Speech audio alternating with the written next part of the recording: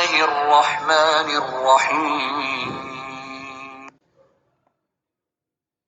Assalamualaikum warahmatullahi wabarakatuh. Semoga kita selalu diberi kesehatan dan kesejahteraan oleh Allah Ta'ala. Bertemu lagi dengan saya Murni dari SMK Negeri Banyudono.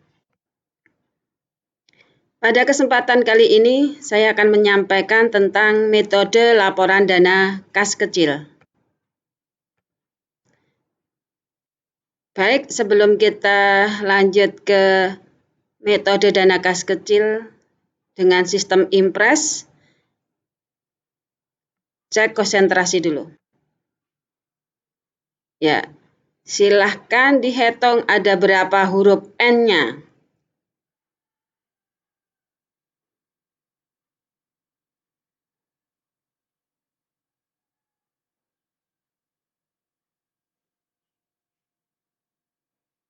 Ada yang mau jawab? Ya. Yang betul, ada 7 huruf N.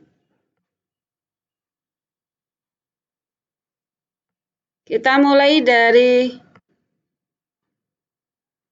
pengertian metode Impress dalam dana kas kecil.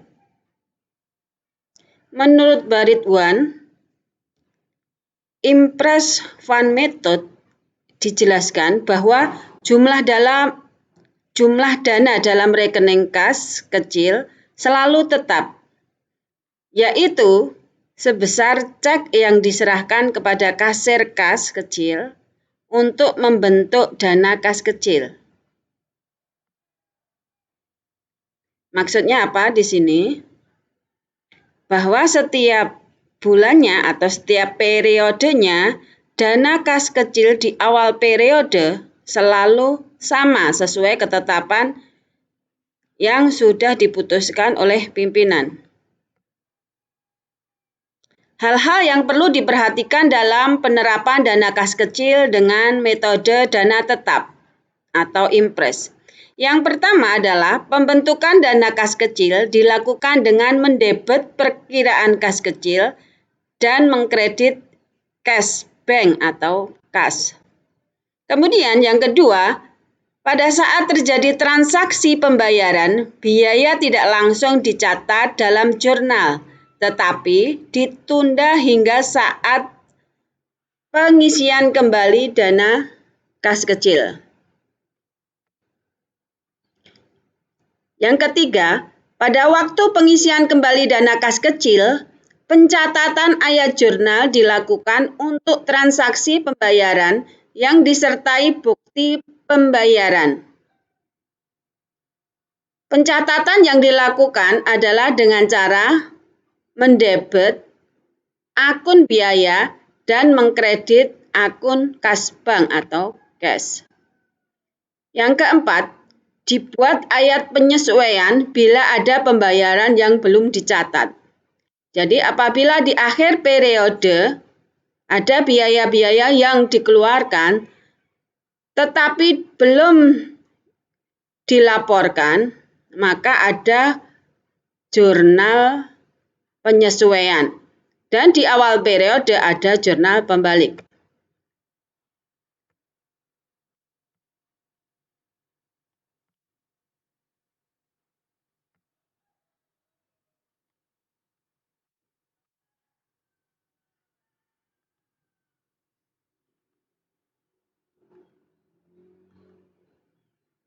Ciri-ciri metode Impress atau metode dana tetap.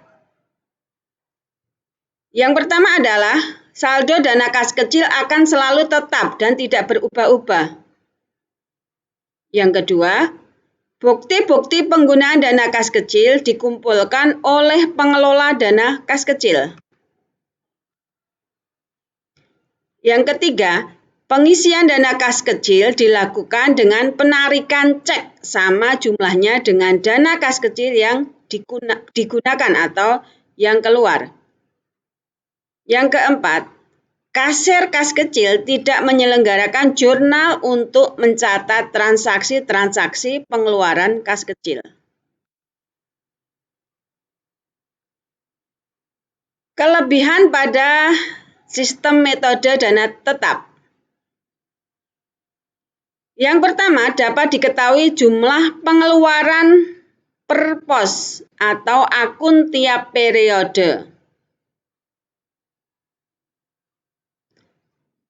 Sehingga bendahara bisa dengan mudah memperkirakan jumlah pengeluarannya dan merupakan alat kontrol ini. Yang kedua, pimpinan atau pengelola kas kecil akan berhati-hati dalam menggunakan dana kas kecil karena tidak ada penambahan dana kas kecil di tengah periode. Yang ketiga, memudahkan bendahara untuk menentukan perkiraan jumlah dana per unit usaha tiap periode karena jumlahnya sudah tetap sesuai keputusan pimpinan. Sedangkan kelemahan dari sistem pengelolaan dana tetap, yang pertama, saldo kas kecil tidak mudah diketahui karena saldo baru dapat dilihat pada akhir periode ketika pengisian kembali.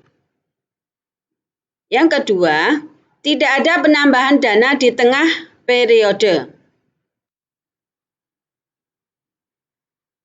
Langkah-langkah penyelenggaraan dana kas kecil metode impres atau dana tetap. Yang pertama, tahap pembentukan dana kas kecil, yaitu bukti kas keluar dilampiri dengan surat keputusan pembentukan dana kas kecil diserahkan oleh bagian utang ke bagian kasir atau keuangan.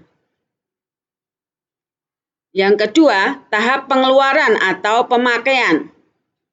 Saat pemakaian, pemegang kas kecil tidak perlu membuat jurnal, tetapi hanya mengumpulkan bukti-bukti transaksi. Kemudian tahap pengisian kembali dana kas kecil. Didasarkan atas jumlah uang tunai yang telah dikeluarkan menurut bukti pengeluaran kas kecil dan dicatat dengan mendebet rekening biaya.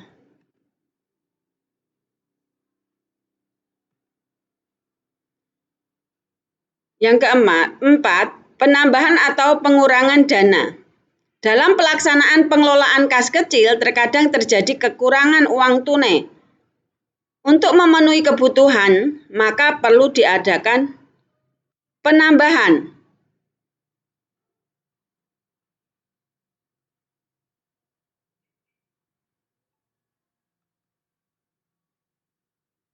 Terima kasih atas perhatiannya. Saya akhiri. Assalamualaikum warahmatullahi wabarakatuh.